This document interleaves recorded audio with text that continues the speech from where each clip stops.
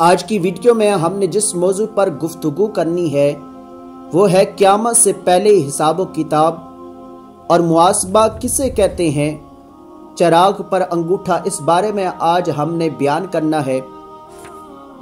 قیامت سے پہلے حساب و کتاب کے بارے میں ایک موقع پر حضرت سیدنا عمر فاروق رضی اللہ تعالی عنہ نے ارشاد فرمایا، اے لوگو، اپنے اعمال کا اس سے پہلے محاسبہ کر لو کہ قیامت آ جائے اور ان کا حساب لیا جائے۔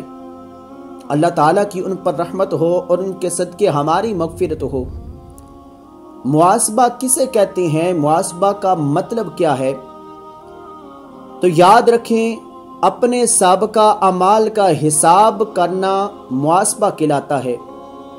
کاش روزانہ ہمیں رات کو اپنے نفس کے ساتھ تمام دن کا حساب کرنے کی سعادت مل جایا کرے، اور یوں ہمیں سرمایہ اعمال میں نفع نقصان کی معلومات ہوتی رہے۔ جس طرح شریک تجارت سے حساب لینے میں بھرپور کوشش کی جاتی ہے، اسی طرح نفس کے ساتھ بھی حساب و کتاب میں بہت زیادہ احتیاط ضروری ہے، کیونکہ یاد رکھیں نفس بہت چلاک اور ہیلا ساز ہے۔ یہ ہمیں اپنی سرکشی بھی اطاعت کے لباس میں پیش کرتا ہے تاکہ برائی میں بھی ہمیں نفع نظر آئے، حالانکہ اس میں سراسر نقصان ہے۔ صرف یہی نہیں بلکہ صحیح معنوں میں سدھرنے کے لیے تمام جائز امور میں بھی نفس سے حساب طلب کرنا چاہیے۔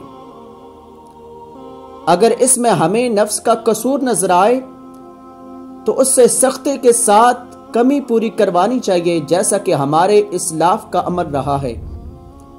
بہت بڑے عالم